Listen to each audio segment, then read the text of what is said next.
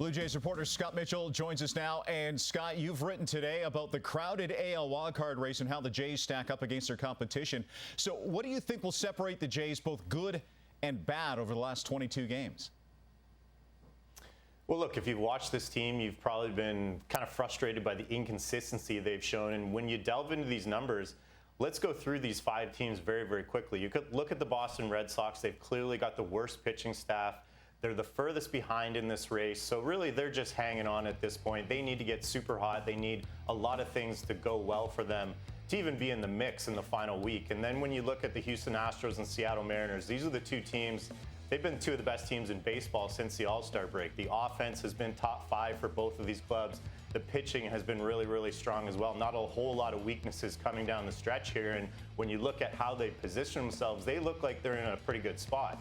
So then it brings you to the Blue Jays and the Texas Rangers. And these are the 2 teams that have kind of given up ground in the second half.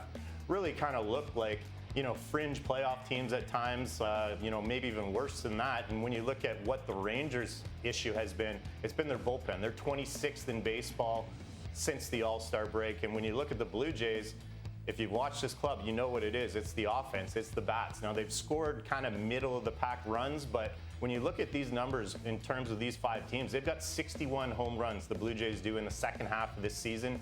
That is by far the fewest number of these teams. You look at the Astros, the Mariners, they're sitting in the mid-80s right now. So this team hasn't done enough damage, and it's clear the recipe for this Blue Jays club the rest of the way is going to be pitch well, which they've done all year, and they're going to have to find a way to get key hits.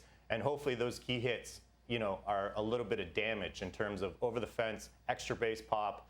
That's what the Blue Jays need coming down the stretch if they're going to put themselves in a real nice position. So the Blue Jays are 77 and 63. How many wins do you think they need to make the playoffs?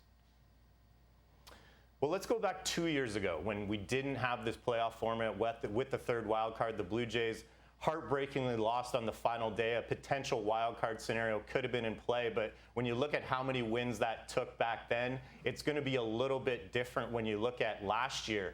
86 wins the Tampa Bay Rays squeezed in.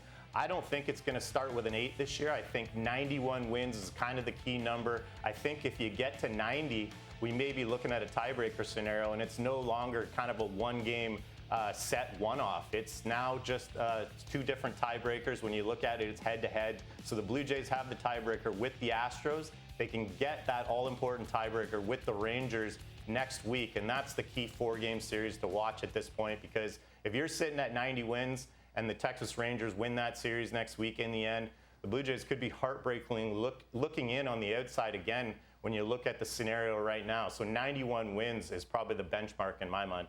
Jays will start a 10-game homestand on Friday against the Royals. Our Jays reporter, Scott Mitchell, thank you.